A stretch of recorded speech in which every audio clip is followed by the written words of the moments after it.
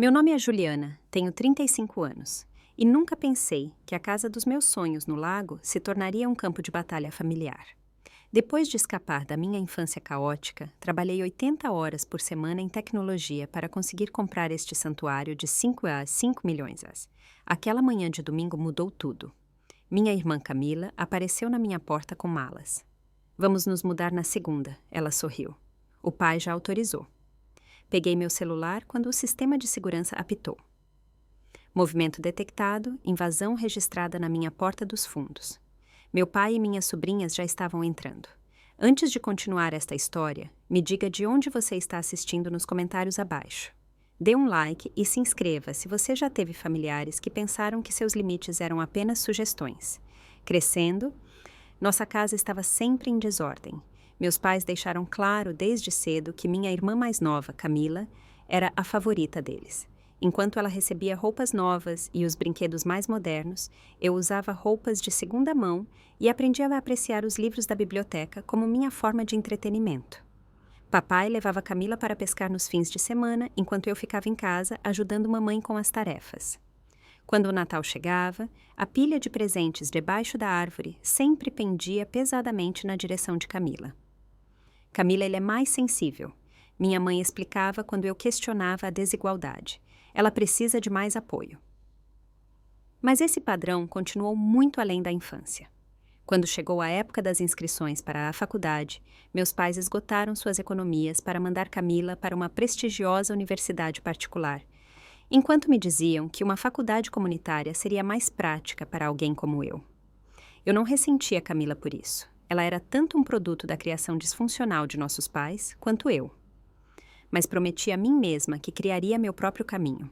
Eu trabalhei em 3 empregos simultaneamente para pagar a faculdade comunitária, de manhã em uma cafeteria, à tarde como assistente de estudante no laboratório de informática e nos fins de semana servindo mesas em um restaurante local. Eu mal dormia, mas minhas notas nunca sofreram.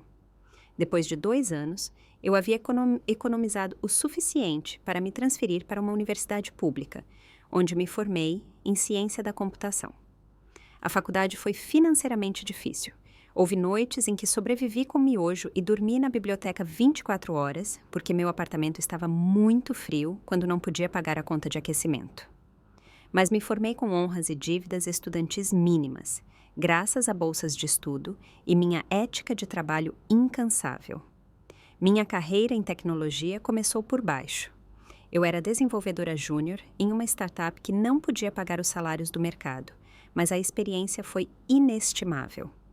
Aprendi tudo o que pude, trabalhando até tarde todas as noites, me voluntariando para os projetos que ninguém queria.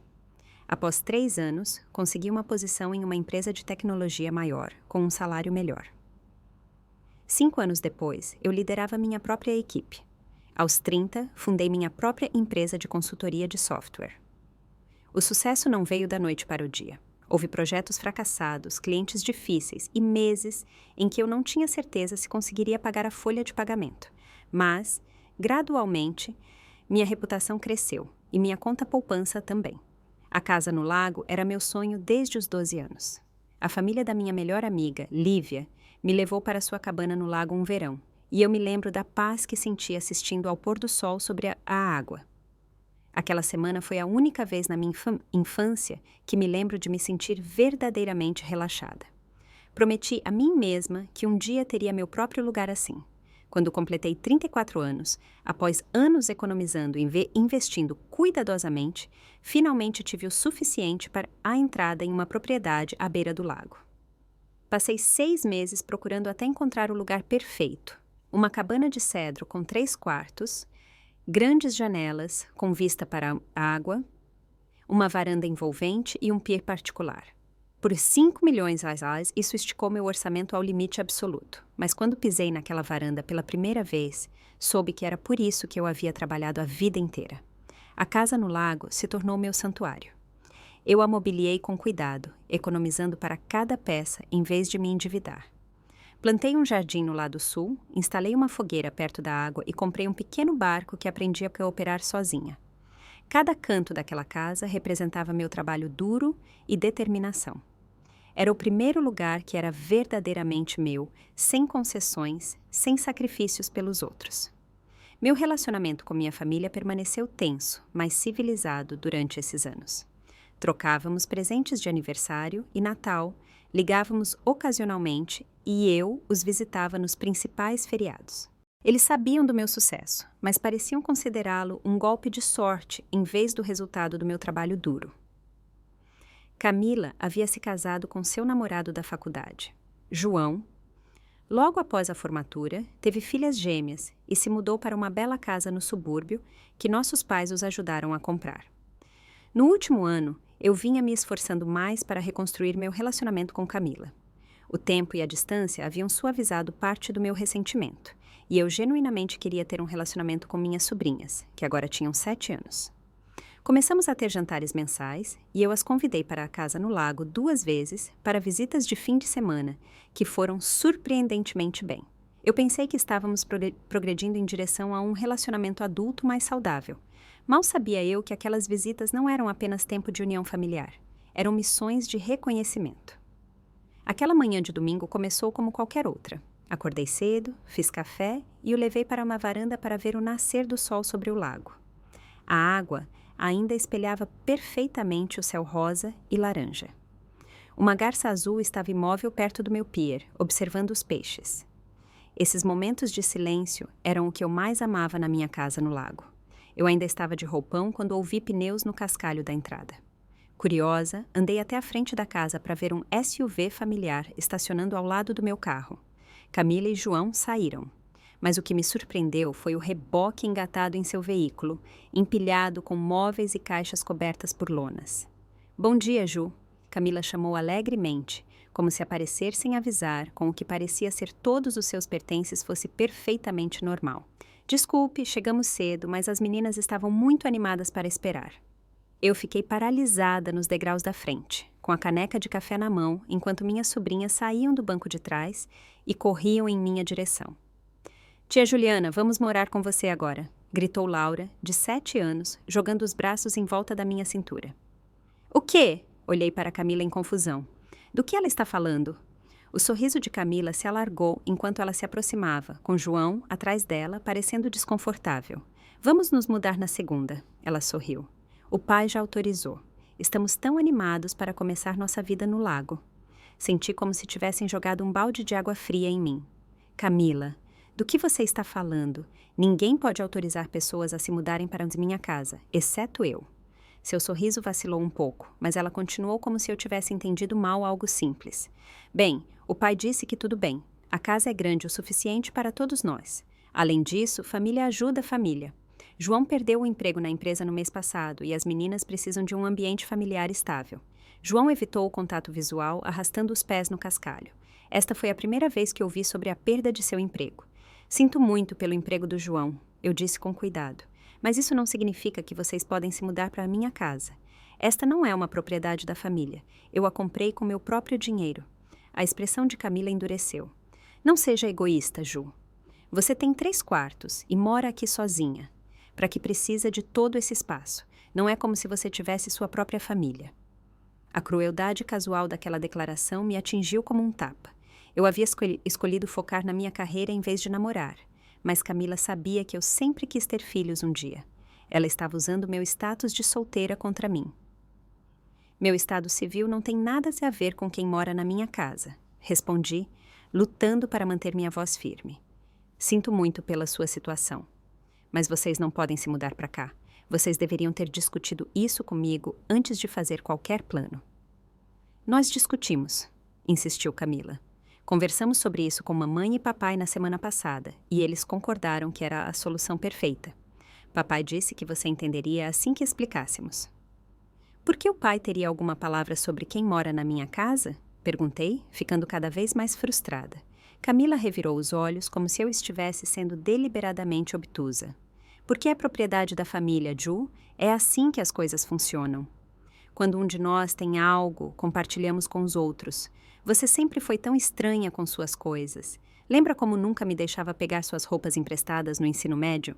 Eu não podia acreditar que ela estava comparando minha casa no lago a compartilhar roupas de adolescente. Camila, isso não é um suéter. É a minha casa, que eu paguei. Quase 5 milhões de reais que eu ganhei sozinha.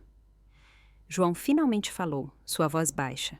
Eu disse a ela que deveríamos ter perguntado a você diretamente primeiro, Juliana. Isso não foi ideia minha. Camila lançou-lhe um olhar furioso. Não comece com isso de novo, João. Já discutimos isso. É a solução mais prática para todos. Eu precisava recuperar o controle da situação.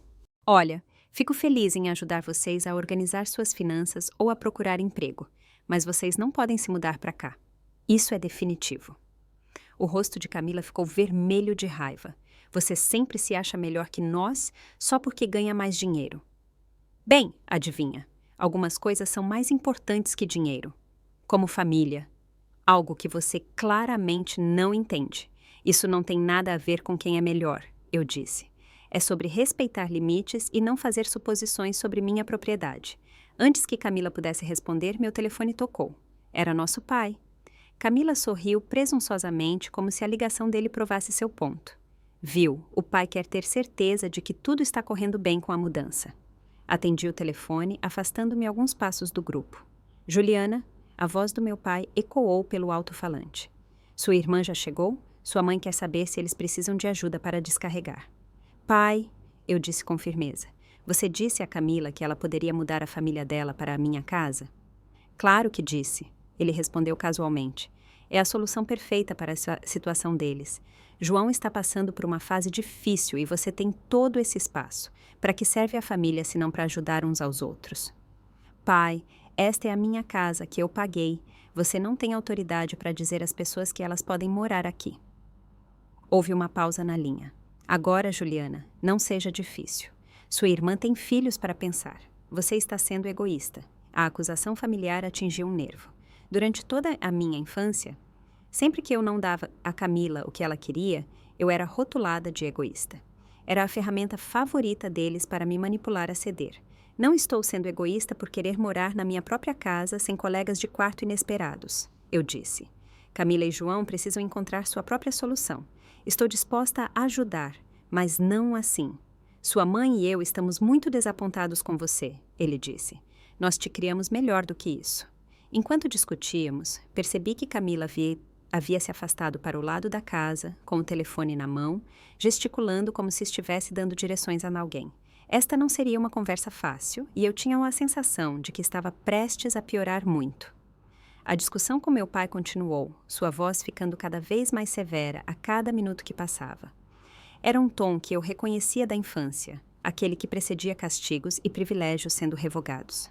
Exceto que eu não era mais uma criança, e ele não podia me punir por não cumprir suas exigências. Juliana, é isso que as famílias fazem, ele insistiu.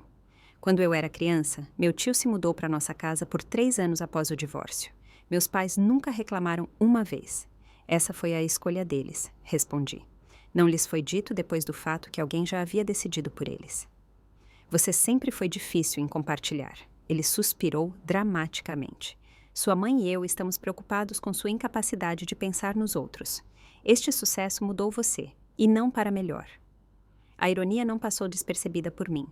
Meus pais nunca apoiaram minhas ambições, nunca contribuíram com um centavo para minha educação, nem mesmo visitaram meu escritório quando comecei minha empresa. Agora que eu tinha algo valioso, de repente, eles estavam interessados em compartilhá-lo. Pai, preciso ir, eu disse finalmente. Camila está aqui e precisamos resolver isso. Não há nada a resolver, ele respondeu. Sua irmã precisa de um lugar para ficar. Você tem espaço. Fim de discussão. Ele desligou antes que eu pudesse responder, uma tática que ele usou durante toda a minha vida sempre que queria ter a última palavra. Quando me virei de volta para a entrada, Camila estava supervisionando João enquanto ele desamarrava a lona que cobria seus pertences. Parem de descarregar, gritei. Vocês não vão se mudar, Camila. Preciso que você entenda isso. Ela cruzou os braços desafiadoramente. O pai acabou de me dizer para prosseguir. Ele disse que você mudaria de ideia quando tivesse tempo para pensar. Respirei fundo, tentando manter a compostura. Esta não é a decisão do pai. É a minha casa, meu nome na hipoteca, minha responsabilidade. Sinto muito pela sua situação, mas esta não é a solução. Como se fosse um sinal, outro carro entrou na garagem. Minha mãe saiu do lado do motorista com uma expressão determinada no rosto. Meu pai estava no banco do passageiro falando animadamente ao telefone.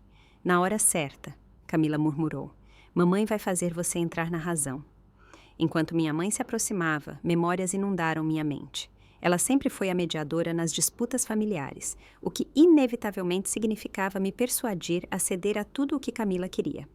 Sua versão de compromisso era eu ceder completamente. Juliana, ela começou com sua voz mais razoável. Vamos todos nos sentar e discutir isso com calma. Não há necessidade de drama. Não há nada para discutir, respondi com firmeza. Não vou ter familiares se mudando para minha casa sem minha permissão. Isso não é um ponto negociável. Minha mãe franziu os lábios. Estamos apenas pedindo que você ajude sua irmã durante um momento difícil. É realmente pedir muito depois de tudo que fizemos por você? A pergunta me pegou de surpresa. O que exatamente vocês fizeram por mim, mãe? Você não ajudou com a faculdade. Você não ajudou com meu negócio. Você nem ajudou com a entrada desta casa. Nós te criamos, ela respondeu indignada. Colocamos um teto sobre sua cabeça e comida na mesa. Isso é mais do que muitas crianças recebem. Isso é o mínimo da responsabilidade dos pais. Contrapus. E sou grata por isso, mas não lhes dá o direito de dar minha casa para outras pessoas. A essa altura, meu pai havia se juntado a nós, com o rosto vermelho de raiva. Isso não é sobre dar sua casa, é sobre compartilhar com sua família temporariamente. Quão temporariamente? Perguntei, direcionando a pergunta a Camila. Ela olhou para João antes de responder. Bem, até João encontrar uma nova posição e nos recuperarmos financeiramente. Talvez 1 ano, possivelmente 2. Eu a encarei, incrédula. 2 anos? E vocês planejavam contribuir com a hipoteca ou as contas durante esse tempo? Camila teve a decência de parecer um pouco envergonhada. Bem, pensamos que como você pode arcar com os pagamentos de qualquer maneira, e estávamos tentando economizar de novo. O quadro estava se tornando mais claro a cada minuto. Então, vocês esperavam morar aqui completamente de graça por até 2 anos. E a sua própria casa, vocês não poderiam alugá-la para obter renda? Camila e meus pais trocaram olhares que soaram alarmes na minha mente. Nós já demos o aviso prévio do nosso apartamento na semana passada, admitiu João em voz baixa. O proprietário já encontrou novos inquilinos que se mudam amanhã. Vocês abriram mão de sua casa antes mesmo de falar comigo. Fiquei chocada com a presunção deles. Nós sabíamos que você diria sim, assim que explicássemos, disse Camila defensivamente. Você tem todo esse espaço e nem está aqui durante a semana quando está trabalhando na cidade. Essa revelação foi ainda mais perturbadora. Como você sabe minha programação semanal? Ninguém respondeu, mas os olhares culpados me disseram tudo o que eu precisava saber. Eles estavam monitorando minhas idas e vindas, planejando essa emboscada há algum tempo. Esta discussão acabou, eu disse com firmeza. Sinto muito pela sua situação de moradia, mas esta não é a solução. Vocês precisam encontrar outro lugar para ficar. Para onde devemos ir até amanhã? A voz de Camila se elevou, seus olhos se enchendo de lágrimas. As meninas têm escola na segunda-feira. Você vai mesmo deixar sua sobrinha sem teto? Não jogue isso em mim, respondi. Vocês criaram essa situação ao supor que poderiam se mudar para a casa de outra pessoa sem permissão. Não é minha responsabilidade consertar isso. Sua egoísta sem coração. Meu pai começou antes que minha mãe tocasse seu braço para silenciá-lo. Juliana, minha mãe tentou novamente, sua voz melosamente doce. Por que não entramos todos e discutimos isso com um café? Tenho certeza de que podemos encontrar um acordo que funcione para todos. Antes que eu pudesse responder, meu telefone apitou com uma notificação. O sistema de segurança que eu havia instalado após comprar a casa no lago estava detectando movimento na minha porta dos fundos. Abri o aplicativo para ver imagens ao vivo de minhas sobrinhas correndo na varanda dos fundos com meu pai, seguindo atrás delas carregando caixas. O que é isso? Levantei meu telefone, mostrando-lhes a filmagem. Vocês estão seriamente tentando se mudar pela porta dos fundos enquanto estamos discutindo na frente? Minha mãe, pelo menos, teve a decência de parecer envergonhada. As meninas estavam apenas animadas para ver o lago. Seu pai provavelmente está apenas trazendo alguns de seus brinquedos. Eu havia chegado ao meu limite. Todos precisam sair agora. Podemos discutir isso quando vocês estiverem prontos para ter uma conversa honesta sobre limites e respeito. Você não pode simplesmente nos expulsar, protestou Camila. Para onde devemos ir? Todas as nossas coisas estão embaladas. Esse é um problema que vocês criaram, respondi, minha paciência completamente esgotada. Vocês podem ficar na casa da mamãe e do papai esta noite e descobrir seus próximos passos. Nossa casa é muito pequena, minha mãe objetou rapidamente. Não temos espaço para 4 pessoas extras. Mas você achou que minha casa era perfeita para 6 pessoas no total? Perguntei incrédula. Esta situação é absurda. Enquanto discutíamos, João se aproximou de mim com cautela. Juliana, quero que saiba que tentei dizer a eles que esta não era a abordagem correta. Sugeri que perguntássemos se poderíamos alugar seu quarto de hóspedes por alguns meses enquanto eu procuro emprego, mas... Ele parou, olhando para Camila. Mas minha irmã e meus pais decidiram que seria melhor apresentar como um fato consumado em vez de realmente me respeitar o suficiente para perguntar. Completei por ele. João assentiu levemente, ganhando um olhar furioso de Camila. Não se atreva a ficar do lado dela, João, ela retrucou. Estamos nesta situação porque você perdeu seu emprego. Lembra? A dor no rosto de João era evidente, e por um momento senti pena dele. Parecia que ele estava preso entre a arrogância de sua esposa e seu próprio senso de certo e errado.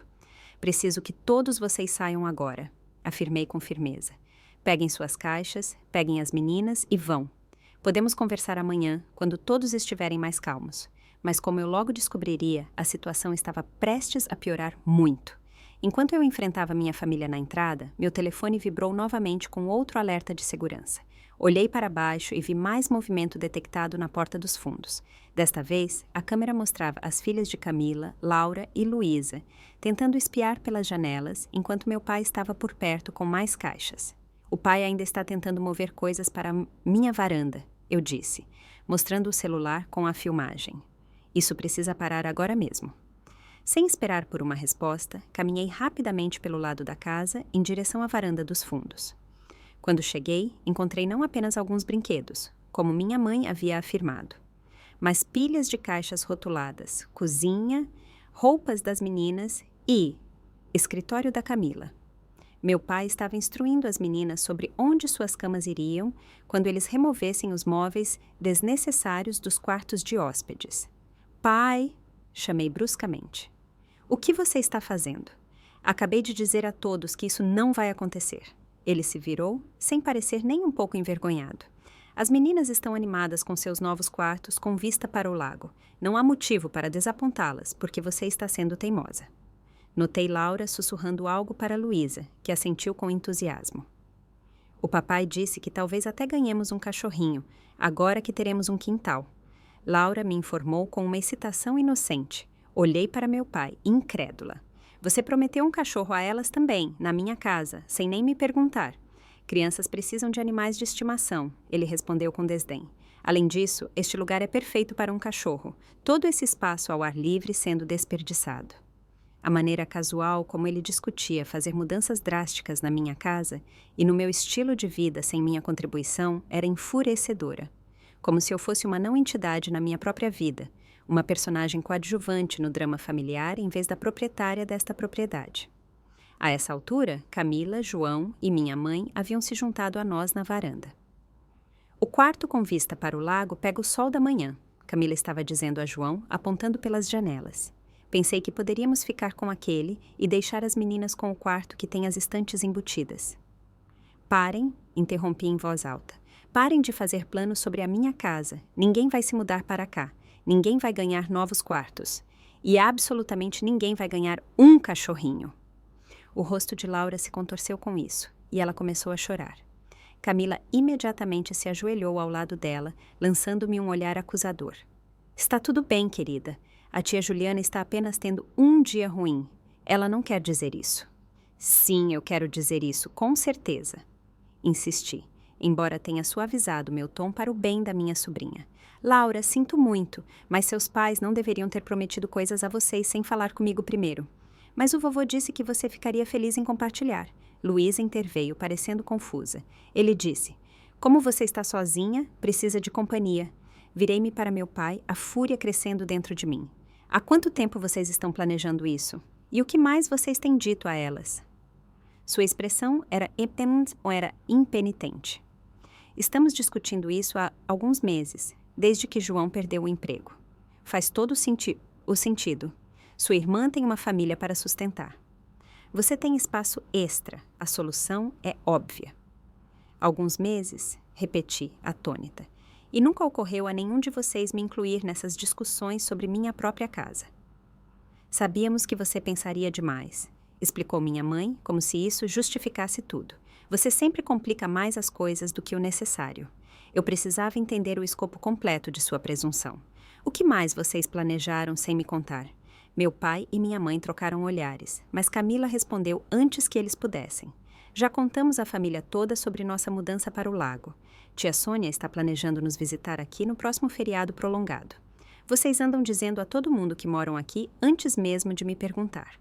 Cada revelação era pior que a anterior. João parecia cada vez mais desconfortável.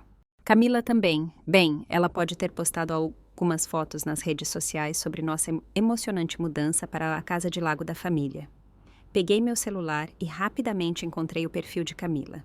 Com certeza havia várias postagens recentes com fotos da minha casa com legendas como "Nosso novo começo na propriedade familiar no lago" e "Tão abençoada por unir forças com minha irmã para uma vida à beira do lago". As postagens tinham dezenas de comentários de parabéns de amigos e familiares. "Propriedade familiar no lago", li em voz alta. "Esta é a minha casa. Eu a comprei com meu dinheiro, do meu negócio que construí, sem nenhuma ajuda de nenhum de vocês."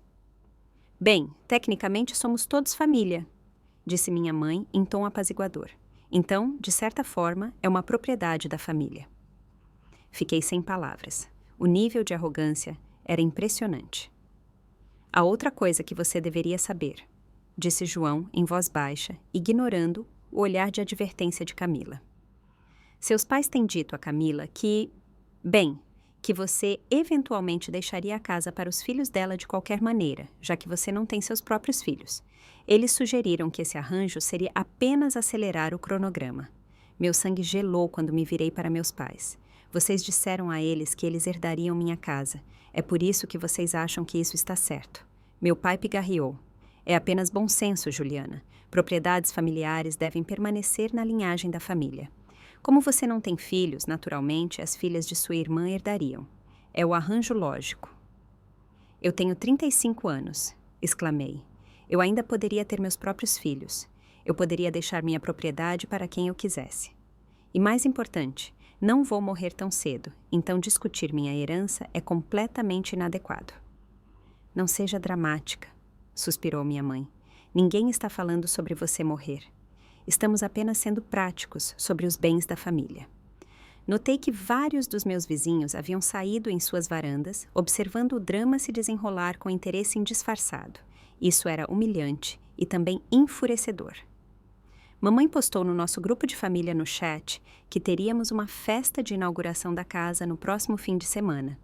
Acrescentou Camila, aparentemente alheia a como cada revelação estava piorando as coisas. Apenas a família próxima e alguns vizinhos para que possam nos conhecer. Uma festa de inauguração para uma casa em que você não mora e nunca vai morar. Eu estava quase gritando agora. A expressão de Camila endureceu e, finalmente, a fachada de razoabilidade caiu completamente. "Você não merece esta casa de qualquer maneira", ela retrucou. "Você só a tem porque sempre foi egoísta e colocou sua carreira acima dos relacionamentos. Alguns de nós escolheram a família em vez do dinheiro. Mas isso não significa que devamos ser punidos com um apartamento minúsculo enquanto você tem tudo isso." Aí estava. A verdade por trás de toda a manipulação e presunção. Em suas mentes, meu sucesso era imerecido. Minha propriedade foi obtida injustamente e, portanto, eles tinham todo o direito de reivindicá-la para si. "Fora daqui", eu disse em voz baixa, minha voz tremendo de raiva contida. "Todos vocês, peguem suas caixas, peguem as meninas e saiam da minha propriedade agora mesmo." "Juliana", minha mãe começou, mas eu a interrompi. "Agora, ou eu chamo a polícia e os denuncio por invasão." O choque em seus rostos poderia ter sido satisfatório em outras circunstâncias. Eles nunca me ouviram falar com eles dessa maneira antes. Eu sempre fui a pacificadora, aquela que cedia para manter a harmonia, não mais. Enquanto eles relutantemente começavam a juntar as caixas que já haviam descarregado, eu fiquei observando, de braços cruzados, garantindo que eles realmente fossem embora, em vez de tentar me vencer pelo cansaço. A traição que senti foi profunda. Não era apenas sobre uma casa. Era sobre respeito, limites e a dolorosa percepção de que minha família me via como nada mais do que um recurso a ser explorado. Quando finalmente foram embora, as palavras de despedida do meu pai foram: ligaremos para você quando se acalmar e estiver pronta para ser razoável. Observei seus carros desaparecerem pela estrada, depois me virei para minha casa vazia. O santuário pelo qual eu trabalhei tanto de repente parecia contaminado por sua presunção e arrogância. Mal sabia eu que o pior ainda estava por vir. Depois que minha família foi embora, desabei no meu sofá, tremendo de adrenalina e emoção. A bela vista do lago, que geralmente me trazia tanta paz, agora parecia ofuscada pela feiura do confronto. Senti-me violada, como se a santidade da minha casa arduamente conquistada tivesse sido profanada por sua arrogância. Liguei para minha melhor amiga, Lívia, que era meu porto seguro desde os tempos da faculdade. Eles fizeram o quê? Ela exclamou depois que expliquei a situação. Espere aí, estou indo para aí. Isso requer vinho e apoio pessoalmente. Enquanto esperava Lívia chegar, perambulei pela minha casa, vendo-a com novos olhos. No quarto de hóspedes, notei marcas de arranhões na parede onde meu pai aparentemente havia medido para móveis. No meu escritório, as gavetas da escrivaninha estavam ligeiramente entreabertas, como se alguém estivesse mexendo nas minhas coisas. A percepção de que eles estavam examinando minha casa como se estivessem fazendo uma visita técnica imobiliária me fez sentir fisicamente doente. Minha família sempre me viu assim? Como alguém cujos limites não importavam, cujo trabalho duro era irrelevante, cuja própria casa poderia ser reivindicada por outros por um capricho. Quanto mais eu pensava sobre isso, mais exemplos surgiam de toda a minha vida. Quando eu tinha 12 anos, meus pais deram minha bicicleta para Camila, porque ela precisava mais, apesar do fato de eu ter economizado minha mesada por meses para comprá-la. No ensino médio, eles ofereceram meu carro para levar Camila e suas amigas ao shopping sem me perguntar primeiro.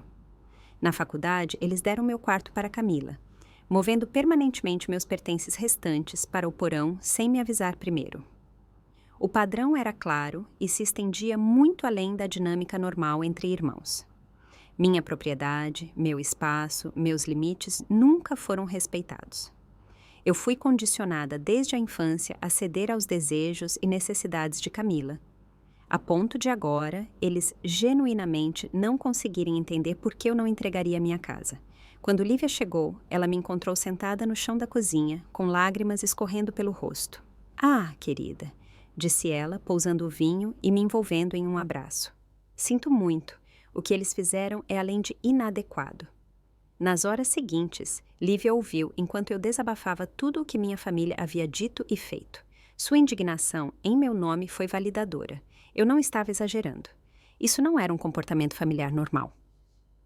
"Você já verificou se eles fizeram cópias das chaves da sua casa durante as visitas anteriores?" Lívia perguntou de repente. "Se eles estão planejando isso há meses, eu não duvidaria. O pensamento não me ocorreu." Corri para o aplicativo do sistema de segurança no meu telefone e revisei as filmagens das últimas semanas. Com certeza, lá estava Camila, 2 semanas atrás, examinando minhas chaves enquanto eu estava no banheiro. Outro clipe mostrava meu pai na minha varanda quando eu não estava em casa, parecendo testar se a porta de correr estava trancada. "Eles têm vindo aqui quando eu não estou em casa", percebi com crescente horror. Os registros do sistema de segurança mostram várias entradas com a chave reserva que guardo escondida para emergências. "Troque suas fechaduras amanhã de manhã", aconselhou Lívia, "e verifique o resto das filmagens de segurança. Você precisa saber exatamente o que eles andaram fazendo." Evidências mais perturbadoras surgiram enquanto revisávamos semanas de filmagens. Minha família havia feito um tour completo pela minha casa enquanto eu estava no trabalho na cidade. Eles abriram armários, mediram cômodos e até trouxeram um decorador um dia. Minha mãe fotografou meus pertences, fazendo anotações sobre quais itens ficariam e quais precisariam sair para abrir espaço. O mais perturbador de tudo foi encontrar um e-mail da escola primária local na minha pasta de spam, confirmando a papelada de matrícula para Laura e Luísa. O e-mail me agradecia por registrar as meninas e observava que, como tia e co-guardiã delas, eu precisaria fornecer documentação adicional na orientação. Eles matricularam as meninas na escola aqui, usando seu nome. Lívia estava incrédula. Isso é fraude de identidade. Pela manhã, meu choque havia se transformado em uma resolução fria e clara. Chamei um chaveiro que chegou prontamente e trocou todas as fechaduras da casa. Também contatei um advogado especializado em disputas de propriedade e direito de família. Com base no que você me disse o advogado durante nossa consulta, sua família não tem nenhuma reivindicação legal sobre sua propriedade. No entanto, as ações deles sugerem que eles podem tentar outras táticas para pressioná-la. Recomendo enviar uma notificação extrajudicial formal sobre a entrada não autorizada e as falsas alegações sobre a propriedade do imóvel. Eu concordei e, em poucas horas, o advogado redigiu uma carta fortemente redigida estabelecendo limites claros. Nenhuma visita não convidada, nenhuma alegação sobre arranjos de moradia, nenhuma discussão sobre herança. A carta foi entregue na casa dos meus pais por um mensageiro no mesmo dia. Em seguida, liguei para meu terapeuta e agendei uma sessão de emergência. Eu vinha consultando o Dr. Machado há anos para trabalhar minhas questões de infância, mas essa situação exigia atenção imediata. O que você está descrevendo é uma violação significativa de limites, confirmou o Dr. Machado durante nossa sessão. Sua resposta emocional é completamente justificada.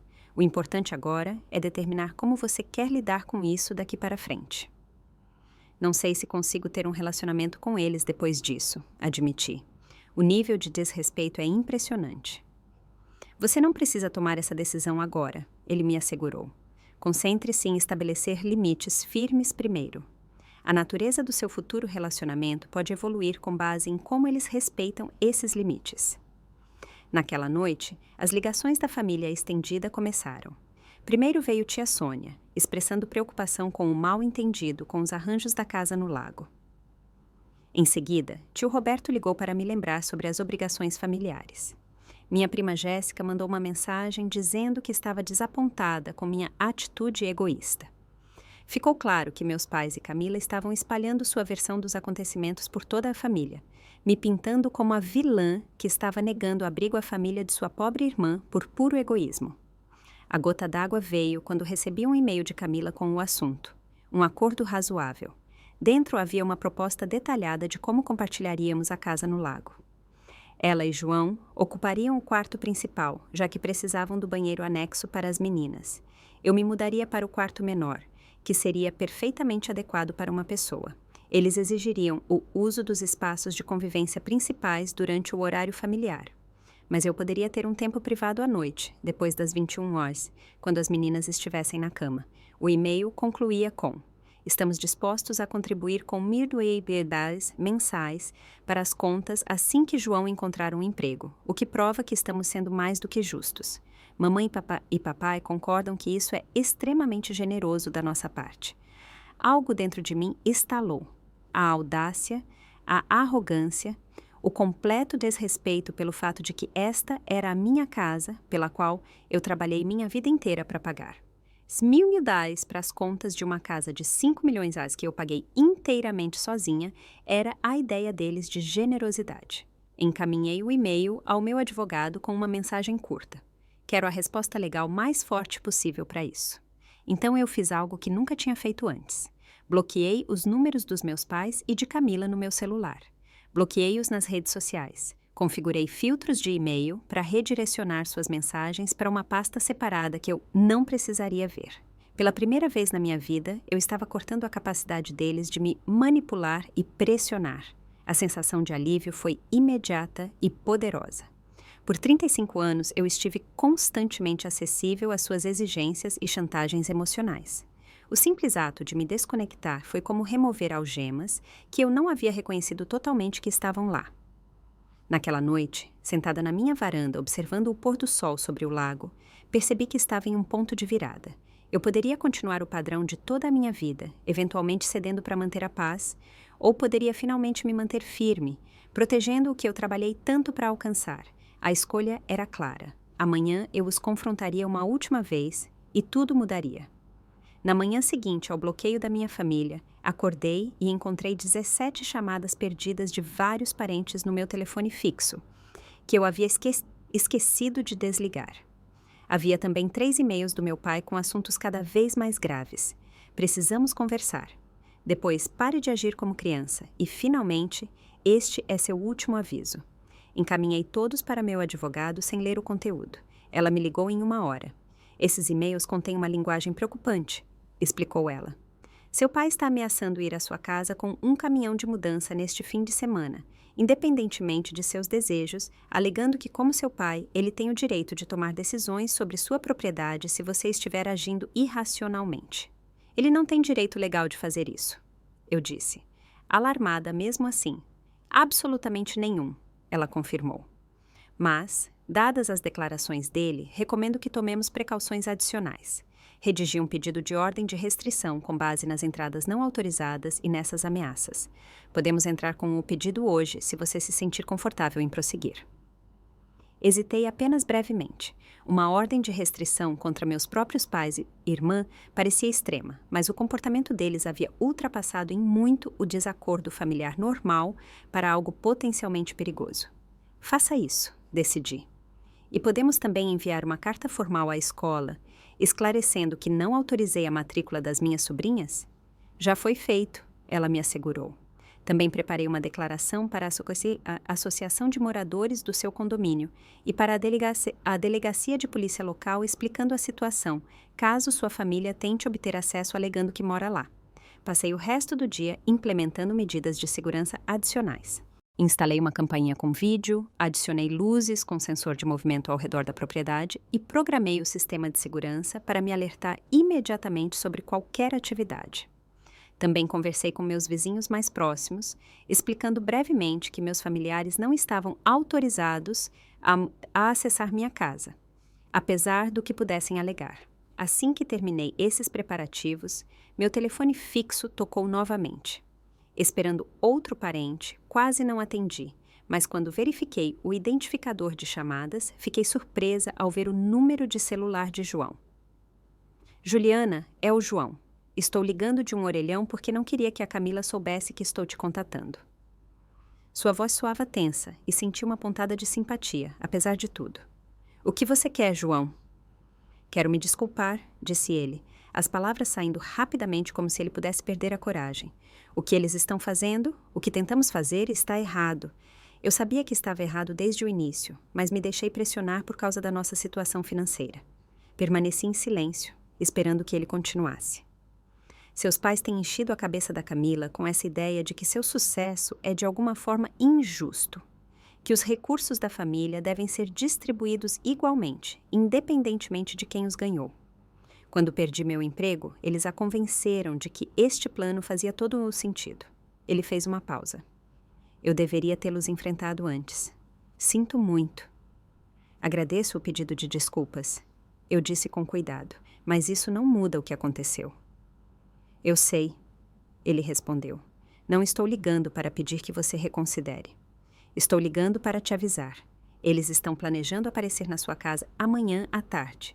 Seu pai convenceu a Camila de que se eles simplesmente chegarem com todos os seus pertences e se recusarem a sair, você acabará cedendo em vez de chamar as autoridades para sua própria família. Eles estão errados, eu disse com firmeza. Eu sei disso também, João. É por isso que estou ligando. Convenci a Camila de que deveríamos nos encontrar com você mais uma vez antes de tomar um passo tão drástico. Eu disse a ela que uma conversa calma poderia resolver as coisas. A verdade é que espero que você possa deixar absolutamente claro para todos que isso não vai acontecer, para que possamos começar a fazer planos realistas. Considerei seu pedido. Um confronto final poderia ser exatamente o que era necessário. Uma chance de estabelecer meus limites de uma vez por todas. Tudo bem, mas nos encontramos na cafeteria da cidade, não na minha casa. E quero que você venha sozinho primeiro, 15 minutos antes dos outros chegarem. João concordou imediatamente. E Juliana, para o que valer, sempre respeitei o quanto você trabalhou por tudo no que tem. Nunca pensei que você nos devesse nada. No dia seguinte, cheguei à cafeteria 20 minutos antes, escolhendo uma mesa no canto dos fundos, onde poderíamos ter alguma privacidade, mas ainda estar em um lugar público. Meu advogado me aconselhou a gravar a conversa e me instruiu sobre exatamente o que dizer para deixar minha posição legalmente clara. João chegou pontualmente, parecendo cansado e estressado. Eles estão a caminho, ele confirmou, deslizando para o assento à minha frente. A Camila ainda acha que isso é uma negociação, em vez de uma resposta final. E você? Perguntei diretamente. O que você acha que é isso? Ele encontrou meu olhar firmemente. Eu acho que é você protegendo com razão sua propriedade de pessoas que não têm direito a ela, e acho que é um alerta de que minha família e eu precisamos assumir a responsabilidade por nossa própria situação. Eu assenti, surpresa e um tanto aliviada com sua clareza. Por que a mudança de opinião? Observar como eles lidaram com isso me fez ver alguns padrões que eu estava ignorando há anos, admitiu ele. A arrogância, a manipulação, a recusa em respeitar limites. Não quero que minhas filhas cresçam pensando que isso é normal. Antes que eu pudesse responder, o sino acima da porta da cafeteria tocou. Meus pais entraram primeiro, parecendo sombrios, mas determinados. Camila seguiu, sua expressão mudando de esperançosa para cautelosa quando me viu sentada com João. Você contou a ela nosso plano, ela sibilou para ele enquanto se aproximavam da mesa. Não há plano, Camila, respondeu João com firmeza. Esse é o ponto desta reunião, garantir que todos entendam que não há plano que envolva se mudar para a casa da Juliana. Meus pais se sentaram sem serem convidados. Meu pai imediatamente começou o que parecia ser um discurso preparado. Juliana, fomos pacientes com sua reação emocional, mas é hora de ser razoável. A família de sua irmã precisa de um ambiente familiar estável. Você tem espaço de sobra. A solução é óbvia para todos, exceto para você. Não é assim que a propriedade de imóveis funciona, respondi calmamente. Minha casa não é um recurso comunitário para a família alocar como bem entender. Não seja tão legalista, minha mãe interveio. Estamos falando de família aqui, não de uma transação comercial. Na verdade, a propriedade de imóveis é exatamente uma questão legal, contrapus. E como todos vocês se recusaram a respeitar meus limites claramente declarados, tive que tomar medidas legais para proteger minha casa. Tirei um envelope da minha bolsa e o coloquei sobre a mesa. Isso contém cópias da ordem de restrição que foi concedida esta manhã, proibindo todos vocês de se aproximarem a menos de 30 metros da minha propriedade. Também inclui a documentação das entradas não autorizadas que vocês fizeram na minha casa e as declarações falsas que fizeram sobre morar lá. O choque em seus rostos teria sido satisfatório se toda a situação não fosse tão dolorosa. O rosto do meu pai ficou vermelho de raiva. Você conseguiu uma ordem de restrição contra sua própria família? Você enlouqueceu completamente? Não, eu finalmente encontrei minha voz. Respondi firmemente. Por toda a minha vida, vocês trataram meus bens, meu espaço e meus limites como menos importantes que os desejos de Camila. Isso acaba hoje. Isso é cruel, exclamou Camila, lágrimas enchendo seus olhos. E minhas filhas? Para onde devemos ir? Esse é um problema que vocês criaram ao abrir mão do seu apartamento antes de garantir uma nova moradia, apontei. Como adultos, vocês precisam encontrar sua própria solução que não envolva tomar a casa de outra pessoa. Não acredito que você está fazendo isso com sua própria irmã, disse minha mãe, sua voz pingando desaprovação. Depois de tudo o que fizemos por você, o que exatamente vocês fizeram por mim? Perguntei, minha voz firme, mas calma. Vocês não pagaram minha educação. Vocês não ajudaram com minha carreira. Vocês não contribuíram para minha casa. O que vocês fizeram foi violar repetidamente meus limites, entrar na minha casa sem permissão e tentar reivindicar minha propriedade como sua. Você está destruindo esta família, declarou meu pai, olhando dramaticamente ao redor para ver se outros clientes estavam assistindo ao nosso confronto. Não. A arrogância de vocês é o que está prejudicando nosso relacionamento, corrigiu. Vocês me criaram para acreditar que meu único valor estava no que eu podia dar aos outros, particularmente a Camila. Vocês me ensinaram que meus limites não importavam, que minhas realizações eram menos importantes que as necessidades dela. Isso não é amor, é exploração. Respirei fundo antes de continuar. Eu trabalhei duro pelo meu sucesso. Paguei minha própria faculdade trabalhando em vários empregos. Construí meu negócio do nada. Economizei por anos para poder comprar minha casa. Fiz tudo isso sem o apoio de nenhum de vocês. O fato de que agora vocês se sentem no direito de reivindicar os frutos do meu trabalho mostra uma profunda falta de respeito por mim como pessoa. A mesa ficou em silêncio. João estava assentindo levemente, enquanto meus pais e Camila pareciam atônitos. Eu nunca havia falado com eles dessa maneira antes. Aqui está o que vai acontecer, continuei. Vocês respeitarão a ordem de restrição. Vocês pararão de dizer às pessoas que estão se mudando para minha casa. Vocês corrigirão a desinformação que espalharam para nossa família estendida. E vocês começarão a me tratar com o mesmo respeito que dariam a qualquer outro adulto. E se não o fizermos? Desafiou meu pai, embora sua voz não tivesse sua confiança usual. Então, não teremos um relacionamento. Afirmei simplesmente. Não me sujeitarei a pessoas que não respeitam meus limites, mesmo que sejam parentes. Você cortaria sua própria família? Minha mãe ofegou. Por causa de uma casa. Isso não é sobre a casa, expliquei pacientemente. É sobre respeito. É sobre reconhecer que sou uma adulta autônoma cujas decisões sobre sua própria propriedade importam. É sobre reconhecer que o que eu trabalhei para ter pertence a mim, não ao coletivo familiar. João finalmente falou. Ela está certa. O que tentamos fazer foi errado. Precisamos encontrar nossa própria solução de moradia e parar de esperar que a Juliana resolva nossos problemas. Camila se virou para ele, a traição estampada em seu rosto. Você está do lado dela agora? Depois de tudo o que passamos? Estou do lado do que é certo, respondeu João em voz baixa. E no fundo, você sabe que isso não está certo. Não podemos simplesmente reivindicar a casa de outra pessoa porque a queremos. Meu pai se levantou abruptamente. Esta conversa acabou. Vamos, Alice, disse ele à minha mãe. Nossa filha fez sua escolha. Sim, eu fiz. Concordei. Eu escolhi o autorrespeito. Eu escolhi limites. Eu escolhi me valorizar o suficiente para dizer não a exigências irracionais. Enquanto meus pais saíam, Camila permaneceu sentada, lágrimas escorrendo pelo rosto. Para onde devemos ir? Ela perguntou novamente. Mas a raiva arrogante havia sido substituída por uma preocupação genuína. Senti uma pontada de compaixão, apesar de tudo. Estou disposta a ajudá-la a encontrar uma solução que não envolva minha casa. Ofereci. Posso te emprestar dinheiro para o depósito de segurança de um novo apartamento. Posso conectar o João com alguns contatos que podem ter vagas de emprego. Mas não vou te dar minha casa. Camila olhou para mim por um longo momento, depois assentiu levemente. Ainda não era aceitação, mas era o começo da compreensão de que meus limites eram reais e seriam aplicados. Quando eles saíram da cafeteria, sentei-me sozinha à mesa, processando o que acabara de acontecer. Pela primeira vez na minha vida, eu havia me mantido firme contra a manipulação e a arrogância da minha família. A ordem de restrição e as medidas legais foram extremas, mas se tornaram necessárias devido à recusa da minha família em respeitar os limites normais. Eu não sabia como seria nosso relacionamento no futuro, ou se teríamos um, mas sabia com certeza absoluta que tinha feito a coisa certa ao proteger minha casa e meus limites.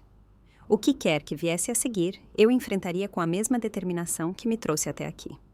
Os dias seguintes ao confronto na cafeteria foram preenchidos com uma estranha mistura de emoções. Alívio por finalmente ter me mantido firme, culpa pela dor que causei, dúvida se fui dura demais, mas também uma sensação avassaladora de liberdade. Pela primeira vez na minha vida, eu havia priorizado meus próprios limites sobre as exigências da minha família. E embora as consequências tenham sido difíceis, parecia necessário e muito atrasado. Meu telefone permaneceu misericordiosamente silencioso agora que eu havia bloqueado meus familiares imediatos. No entanto, a família estendida continuou sua campanha. Tia Sônia deixou uma mensagem de voz me chamando de sem coração. Tio Roberto enviou um e-mail sugerindo que eu precisava de ajuda profissional para minhas tendências egoístas.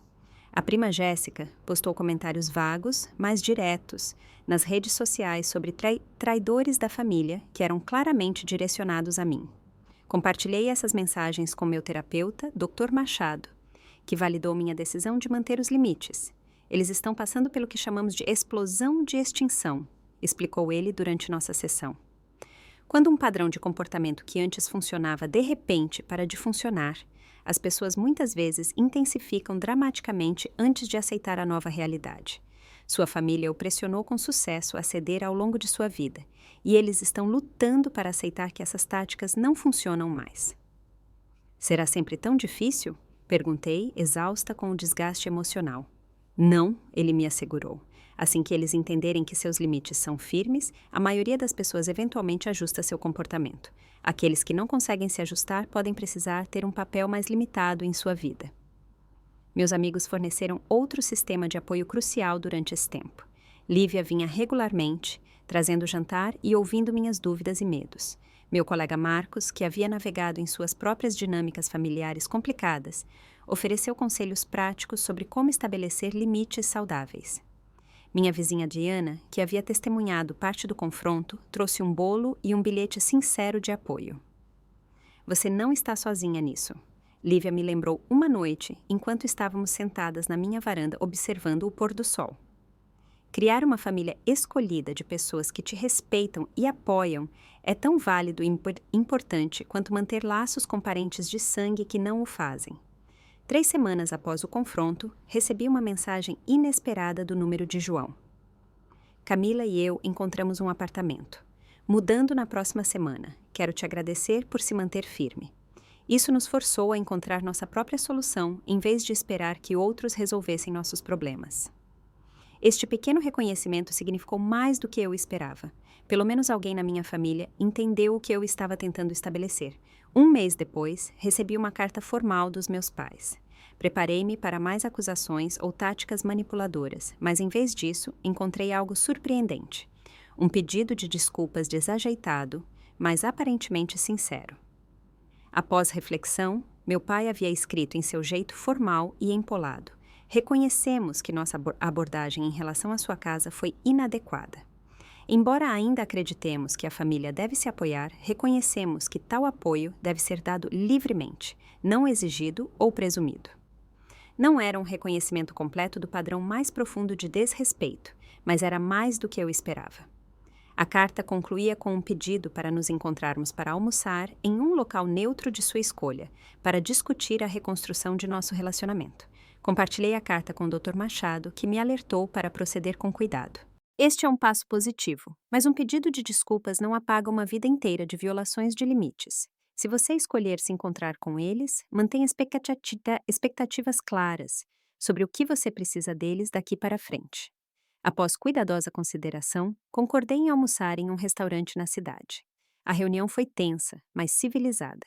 Meus pais estavam claramente se esforçando para respeitar minha decisão sobre a casa, embora ocasionalmente escorregassem para seus velhos padrões de sugerir que eu estava sendo muito sensível sobre toda a situação.